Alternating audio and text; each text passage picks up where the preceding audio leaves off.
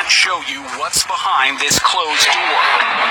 A place where legislators and corporate lobbyists have an equal vote. A place they don't want you to see. You need to be credentialed at We are credentialed. We're Georgia Media. Are there legislators in there?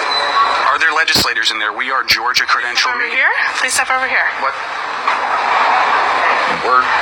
There's Georgia legislators here. Are laws being made in there? This isn't the state capitol. It's a resort hotel in Savannah where lawmakers are wined and dined as members of the American Legislative Exchange Council, or ALEC. What is ALEC? It's really a corporate bill mill.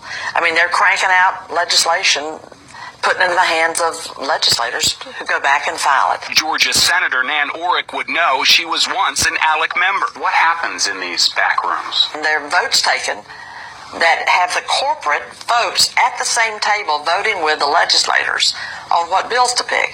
And that at its core just screams out inappropriate. You're telling me that in these rooms, a corporation has an equal vote with a legislator on a piece of legislation? They absolutely vote, and the truth be told, they write the bills. ALEC bills come complete with blanks where legislators need only fill in their state name, like the Asbestos Claims Priorities Act. This Georgia law that now prevents many asbestos victims from suing corporations matches the ALEC bill clause after clause, often word for word. The final vote was taken here at the Georgia Capitol, but the bill was first approved here, inside a Las Vegas casino at a closed-door ALEC meeting. Records show the 3 Georgia senators who sponsored the bill received more than $22,000 in ALEC scholarships to attend resort meetings the year before, during, and after the asbestos law was passed. This is money from corporations to legislators, but it's being filtered through ALEC, and they get a tax write-off? Well, ALEC is a 501c3 organization, charitable educational purposes. That's right. ALEC is an educational charity. The signature of Georgia's Speaker of the House, David Ralston, appears on this 2013 ALEC fundraising letter. He writes, "Your support of the scholarship fund is critical, enabling Georgia legislators to attend the annual meetings. Donations are 100% tax deductible and fund education efforts for legislators." Who's doing the educating? Inside that closed-door committee room in Savannah we couldn't show you, we saw the lobbyist for the cell phone industry seated across from Georgia State Rep Ben Harbin right before we were pulled out. Here we're credentialed to observe legislators here in Georgia wherever they meet to discuss laws. He's calling for backup. ALEC staffers had 4 off-duty sheriff's deputies standing by while we talked with the group's director of communications. Can we do an interview with you? Actually, no. Why not? If you'd please turn the camera off. No, we can't turn the camera off. That's one thing we don't do. Okay, well then I'd like to have you escorted out of the building, please. Okay, I'm a guest of this hotel. I'm actually staying here at this hotel. You are staying at this hotel. So here's the question is, if Georgia legislators are meeting here, we're credentialed right here to see Georgia legislators making laws. Are they discussing things that could become law here? Georgia legislators are here participating in discussions where they're learning from legislators from others. So why can't the people who elected them see the process? This is a private meeting. A private meeting paid for by whom? By our members and donors. Our lobbyists, correct? No. Are you here for this conference too?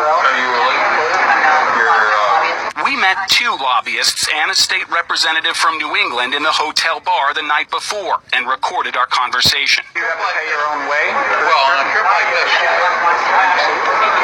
that's where you would come in. On a trip like this, I'm the state and I look for financial support. Right. Lobbyists, like, to send us like a couple $1,000 every so often. That gives me money to help those folks with. Now, on the other hand, And we pay more fee here, so it helps support them. you do. I see. So the lobbyist fees to come to the event actually help subsidize the legislator coming here. Our lobbyists, correct? No. They're not lobbyists? The ones that we recorded in the bar last night aren't lobbyists who are here members? He signals to the sheriff's deputies. All right, I'm a guest of the hotel, sir. Not for long. I'm here, a paying guest of this hotel, sir. We'll take care of that.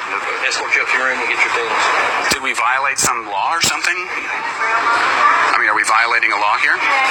Say that.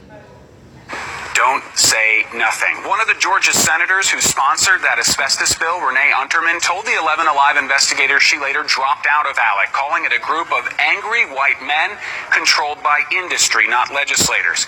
Major corporations like Atlanta-based Coca-Cola have also dropped out of ALEC. Wow, eye-opening to say the least. Do lawmakers have to report payments for travel to these kinds of resort meetings? You would think, Brenda, but in Georgia, the answer is no. We filed half a dozen open records requests with Georgia legislators, including the Speaker of the House asking for receipts and reimbursements to ALEC events. Well, today we received this letter from their lawyer.